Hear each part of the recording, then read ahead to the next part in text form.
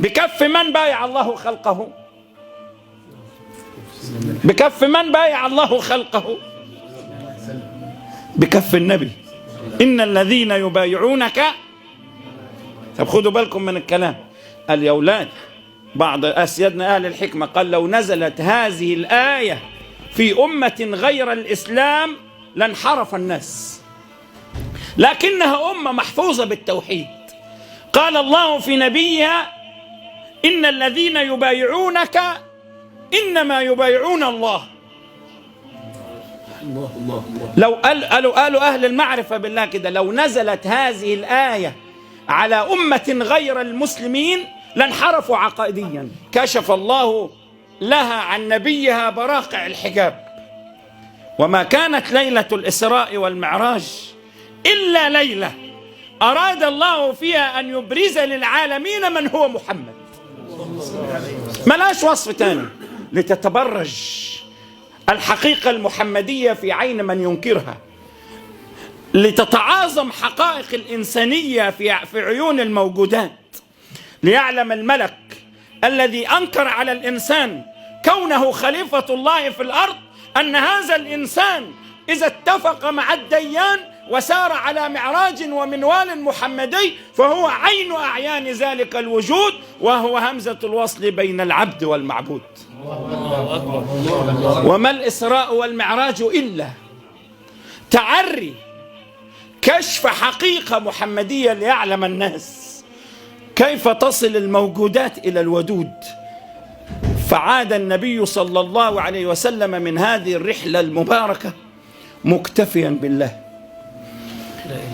بعد أن انمحت في عيونه كل أشباه الخلائق. رأى البرزخ ومن فيه، ورأى العوالم الأموات بتحيا له وتصلي خلفه. النبيين وإن تعاظمت أقدارهم فهو إمامهم.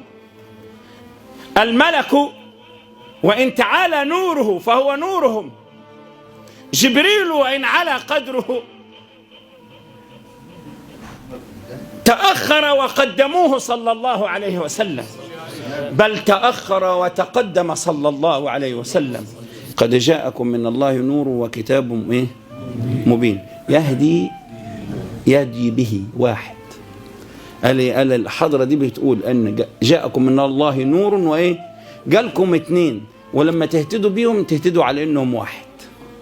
فقد وحدت الآية بين نور النبوة والقرآن، اللي فرق بينهم يبقى مش هينفع في حاجة. هكذا رأته السيدة الكريمة أم المؤمنين عائشة رضي الله عنها، فكانت تقول حينما تسأل عن وصفه: كان قرآنا ما أحوجنا إلى أن نعلق هذه اللوحة المباركة. هذا القرآن لسانه النبي، برهانه النبي، مجلى تنزيه حضرة النبي، عرش عروش تجليه حضرة النبي، الناطق به حضرة النبي، بل أن القرآن نطق بلسان النبي. اسمعوا إن شئتم قول الله عز وجل: فإنما يسرناه، عدوها علي تاني، فإنما يسرناه بلسان من كلم الله خلقه، وفي قلب من آي الجلالة يسطع، بلسان من كلم الله خلقه. ولو خاطب الله العوالم بلسان الحضرة الإلهية ما استطاع أن ينطق به أحد. شوف اللسان بتاع حضرة النبي ولسان التيسير. هذا القرآن يبقى يحتاج لساني إلى أن ينضبط على لسان حضرة النبي. من الذي رأى الحق عيانا مكاشفة؟ لقد رأى من آيات ربي ليه؟ إذن أنا إذا أردت أن أصل إلى مقام أشهد أن لا إله إلا الله لابد أن تنطوي عيوني في مشهد العين المحمدية.